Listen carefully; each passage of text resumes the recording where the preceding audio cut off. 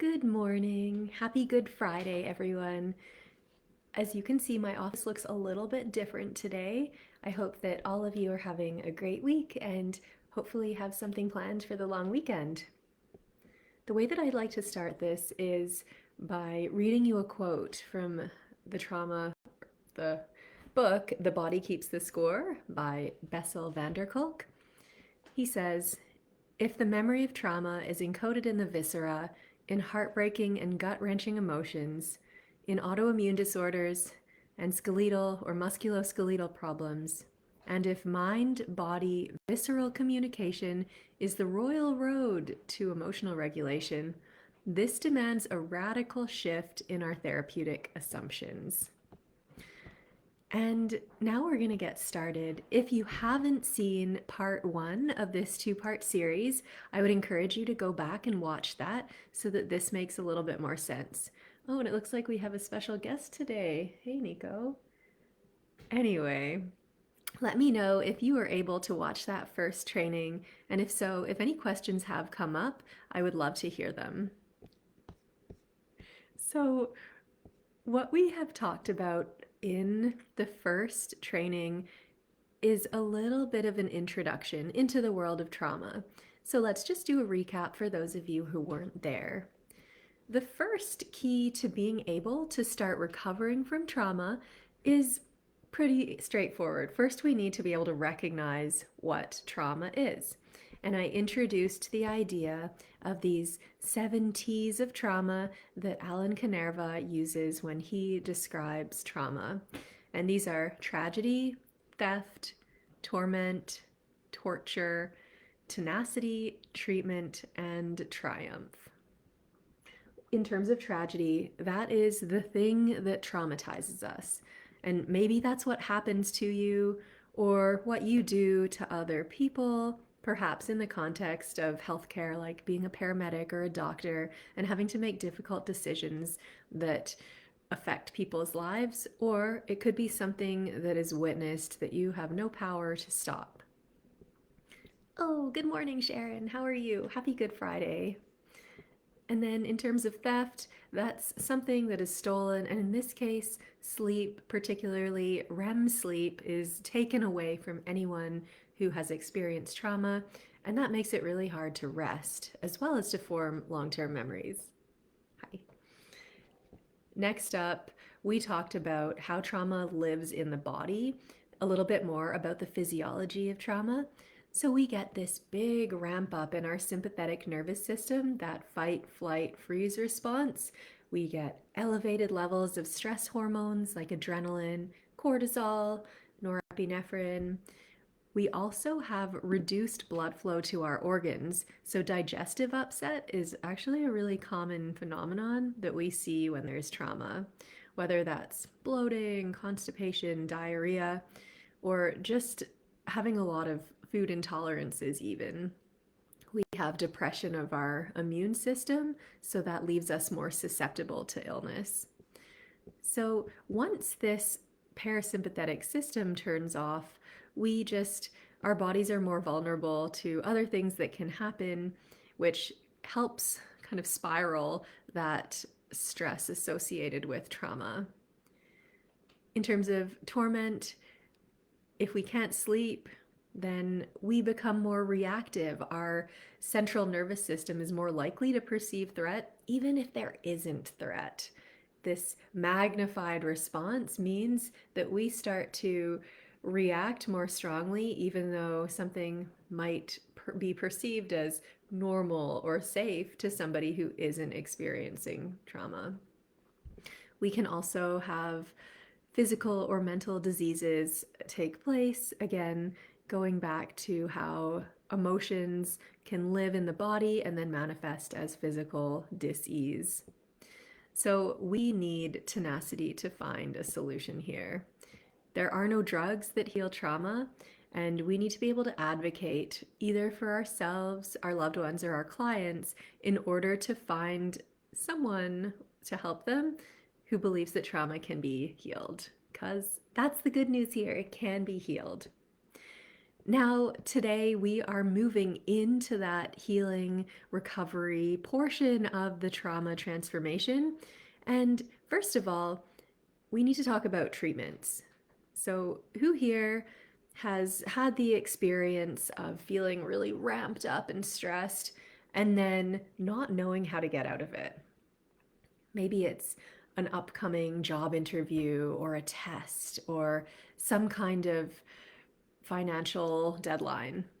We might be stuck in that sympathetic state and feel unable to get to a parasympathetic state, or we're ramped up so much for so long that by the time whatever it is comes around, we have depleted our resources and we just don't have the energy to be able to take part or have a good function in our brain to be able to problem solve or be more resourceful. So, when we look at treatment of trauma, we want to realize that trauma can often occur because of what's called one time learning.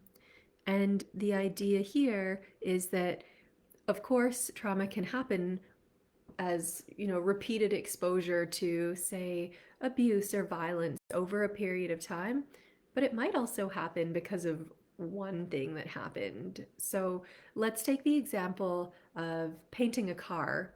If you have a car, let's say you have a gray car, you would tell somebody, okay, I have a car, the gray one over there. And then one day, if you get sick of the color gray and you paint it green, you would not tell people as you're looking in the parking lot to try to find your car, I'm looking for a gray car that is now green. You would say, I'm looking for the green car. And that's an example of one time learning, maybe not exactly the best related to trauma, but it's just that you can have this history with an object or yourself, and then at one point in time, in this case, it was the paint job, everything changes and you can't go back to this previous color or history without knowing that something here has shifted. So, what we want to do in any kind of trauma treatment is to rewire the pathways that are triggered because neurons that fire together wire together, and we need to interrupt this. So, typically, as I said, trauma or any kind of learning can occur over a long period of time. But if there's one really big, or we're calling this a salient event that happens, whether that's the car getting painted or some other thing that happens, that can be enough to change your perception of any kind of place or person or event. So let's look at the stats for some more popular types of treatment that can be used for trauma. If any of you have heard of CBT, that means cognitive behavioral therapy. That's a talk-based therapy that is commonly used in counseling or psychology. And unfortunately, with trauma, CBT has a 50% success rate and a pretty high rate of reoccurrence, up to 80%. So, unfortunately, just talking about your feelings and what you've experienced doesn't seem to work for most of the population. Plus, we know that when people have experienced these big stressful events, talking about them can be pretty re-triggering and re-traumatizing. So let's take a look at another modality called EMDR. And you may have heard of this. It's typically done by moving eyes from side to side, or sometimes you have opposite, sort of like tapping or buzzing from one side of your body to the other. And this has a higher success rate, 65%, but there's also a higher reoccurrence because you're talking about the memory. I do think, more from my functional neuro lens, another reason why somebody might not respond as well to EMDR is because when we have to do eye movements, if your visual system, for whatever reason, isn't comfortable with those side to side movements, and I found this a lot when I treated a lot of post concussion clients, they would do EMDR with the eye movements and feel really stimulated and kind of awful for days. And then when we tested their saccades, which is jumping your eyes from one target to another, they couldn't do the eye movement. So if you can't do the eye movement in the first place, and the therapy that you're doing involves moving your eyes, it might be creating more stress and threat in your system and not even allowing you to get to the point where there's healing. Same goes for the bilateral stimulation.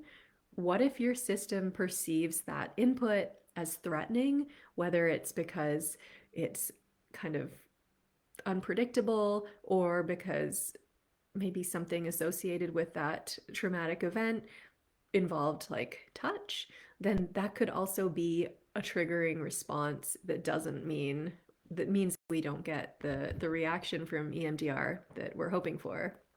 Somebody's bumping up against my screen here. So let's talk about what does work. We want to find an intervention that is content free. And by that, I mean you are not getting the person to tell you anything about what has happened to them. Unless they want to, they can if they want to, but it's not a necessary part of the treatment. As I said, retelling this story over and over again can be re-traumatizing and quite triggering. One of the techniques that I've learned has been extremely effective in doing this in neurolinguistic programming. There's a technique called timeline therapy, and this has, in studies, a 90% success rate with almost no recurrence, which is pretty amazing. So what you're looking for here is the ability to dissociate someone from that trauma and allow them to process it so that it doesn't stay bouncing around in the brain, and it's allowed to go back into long-term memory storage, which then brings back things like sleep and a sense of calm and the ability to move between a sympathetic and a parasympathetic response without getting stuck at one end of the spectrum. This leads us to triumph. And triumph is our success in a struggle against any difficulties or challenges. And of course, this is the goal if you've been struggling with trauma. And it can be so liberating and empowering to be able to find a treatment that works well for this. And I want to empower you to be able to do that for yourself. I will go through right now the 5 questions that you should ask any clinician or specialist in your journey or the journey for your loved ones or maybe your patients to start healing from trauma. Question number 1. Do you believe that trauma is an injury that can heal? This one might be obvious, but you definitely want to find somebody who answers yes. If you work with someone who doesn't believe trauma can be healed, guess what? They're not going to be able to heal your trauma. Doesn't that one make sense to all of us? All right. Number 2 is, have you helped to heal a person's post-traumatic stress before? You also want this one to be a yes. If you work with somebody who's never done any trauma treatment, no matter how much they believe that it could happen, they need to have some kind of framework to be able to lead you through that and troubleshoot if anything happens. Number 3, what modality do you use? So again, this could be going back to things like cognitive behavioral therapy, EMDR, other techniques like DBT. So what I would like you to do is just to be able to Google it, see what the research looks like, see if there are any articles that talk about the efficacy of that kind of treatment related to trauma healing. The power is with you to do this because obviously that person has taken the training and they believe in their training. So maybe they could explain a little bit more to you as well if you're not quite sure what it looks like, and then evaluate for yourself. And the reason why we want to do that is because even though there can be a little bit of retelling depending on the intervention that you use, the primary way that we want to be able to target trauma is to use a visuospatial perceptual approach. And I alluded to this in my teaser video for this live because Tetris is an intervention that has been studied because when we bring up, so the idea here is once a traumatic event has been re-triggered, so say you've had a bad like injury, I don't know, let's say you were in a plane crash. Every time you hear or you see a plane flying overhead, that brings on these big, heart palpitations, your palms get sweaty, you feel frozen, whatever it is. What you want to be able to do is not something like exposure therapy where you're showing people pictures of planes, videos of planes. That is definitely an approach. It is not a great approach for trauma, but instead find something. So if the person gets re-triggered into the traumatic event, find something that is visual, not necessarily related to the trauma, spatial, and perceptual. So that could be playing a game like Tetris where you're, pressing the buttons to maneuver the shapes in space.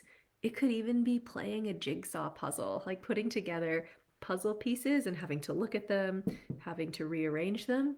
And of course, this isn't getting down to the heart of the trauma. However, it will help to create a different part of the brain's activation so that you get more of a calming effect and not more of a ramp up effect. So that's why you want to be able to learn about the modality. And if it's purely talk therapy, I would say go with caution there. The fourth question to ask about trauma treatment is, how long did it take? How much time are you spending? How many sessions a week? How many weeks? How many months does it take for you to help somebody heal from trauma? And of course, this is going to vary, but ideally you want it to be brief. You do not want to be working with somebody for years. 6 months at the most, maybe 3 to 6 months. Does that sound reasonable? That would be a very doable time in order to address someone's trauma. And last of all, how did you assess and measure the traumatized state versus the healed state? You want to make sure that they have a clear, definitive measure. And maybe these are outcome measures that are found as a more standardized tool, or maybe they're just a series of symptom rating, but you want to see, pre-intervention and post-intervention, how that person is measuring change. Because if you can't measure change, then how do you know if anything actually happened? So make sure that you ask those 5 questions. And if you would like the questions, I have a cheat sheet. If you type questions into the chat, I will send it over to you. I would like to wrap up here by telling just a story about an experience that I've had when I was doing one of my first jobs as a physio. I was in this clinic and it was not a great experience. I won't go into detail. It wasn't a big T trauma, but it is something that I would think about and it would affect my day to day after it happened. And even seeing certain cars on the road that I knew were the same model of car. Awesome questions. I'll get that to you. Thank you. So I would see the cars that were associated with the people in the event and then kind of freeze and wonder, is that so-and-so's car? And every time I drove past the location or heard somebody talk about it, it would make me think of those things. And going through this timeline therapy process, now it doesn't bother me at all. I see those cars. Maybe it sort of reminds me of one of those people, but not in any way that makes me feel panicky as I look at who the driver might be. And if I drive past the location of that building, it's totally fine. I don't feel any kind of stress. It's more just like a distant memory, and it's much more comfortable. So even though this is not a huge trauma, it is an example that I've personally experienced of how effective this strategy can be and how much extra bandwidth you get from not having that big stress response triggered by small things that could happen on a daily basis, taking up your energy and your focus. I don't know, but I would love to help more people with that or help them find individuals who can do the same thing. So if you are curious, please let me know. Otherwise, we'll just recap this whole series of transforming trauma, starting with having awareness first of that trauma. Secondly, understanding how that trauma affects your body and its physiology. So those big responses in your autonomic or, automatic nervous system with breathing, heart rate, hormone release, the real physiological things that happen. And then the approach that you can take to treat trauma, as well as those 5 questions to ask any clinician before seeing them or referring to them. I know that this was a lot of information at more of a high level. So, does anybody have questions? Let me know in the chat. Also, as a reminder, if you aren't here live, we do have a Q&A happening next week, and I'll be posting the link below. It's also the 1-year anniversary of the Connected Clinicians group. Woo! Crazy. And as a result, if you want to come with questions, you're welcome to bring them live. You can pre-submit them. Or if you just want to come hang out and have a little mini celebration, I would love to see you there as well. So again, if you or anyone you know is looking for a way to heal from trauma, you have the ability to do this, and it's awesome to be able to feel empowered enough to ask those questions. So if you need those questions, type questions in the chat. I'll send it over to you. Otherwise, I hope you have a wonderful long weekend. Happy Easter to those of you celebrating, and I will see you next week.